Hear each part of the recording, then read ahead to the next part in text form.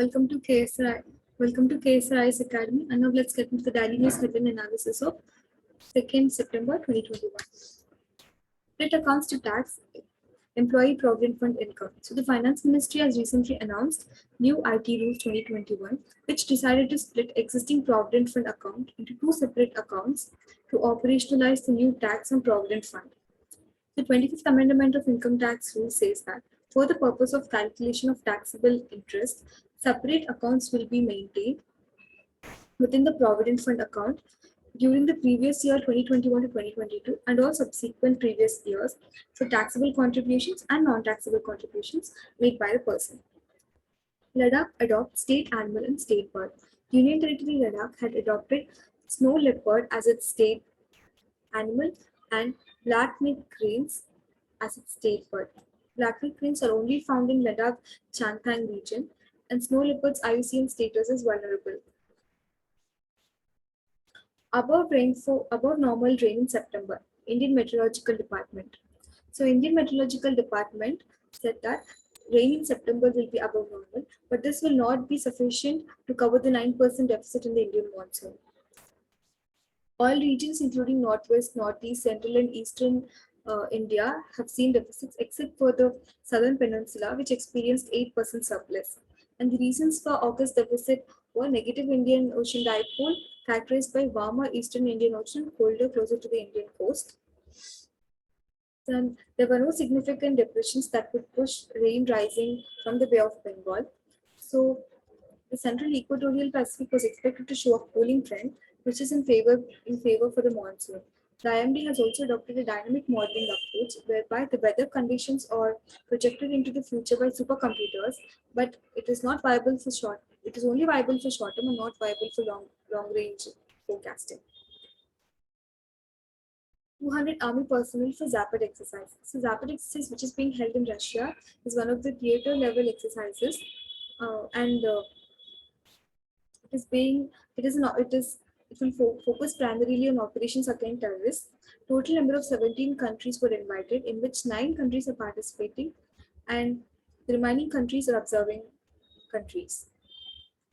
A contingent of 200 army personnel will participate in the multinational exercise. SEBI eases norms to boost liquidity. So, Securities and Exchange Board of India has been set up in the year 1992 in accordance with SEBI Act 1992. Its main aim is to protect investors' interest, and it plays a main role in promoting and controlling securities market. So it has recently introduced liquidity enhancement schemes on securities-based stock exchanges. Under this scheme, brokers and other market intermediaries are given incentives to bring in liquidity and generate investor interest in securities with liquidity trading activity. Caste census needed for Muslims too. Organizations which are connected with Pasmanda Muslim community are raising demand that people from all faiths to be counted according to their caste category for better access to developmental funding and welfare schemes aimed at minorities, which are being taken away by the elite class. So Pasmanda Muslims have been marginalized throughout history, and their voice is only being heard and represented by the elite in the community. Railway's net zero target would cut 15 million tons of CO2 emissions, save 17,000 crore, says the report. So Indian Railways, which is the largest electricity and third largest diesel consumer in the country, has set a target to become world's first net zero emission rail network by 2030.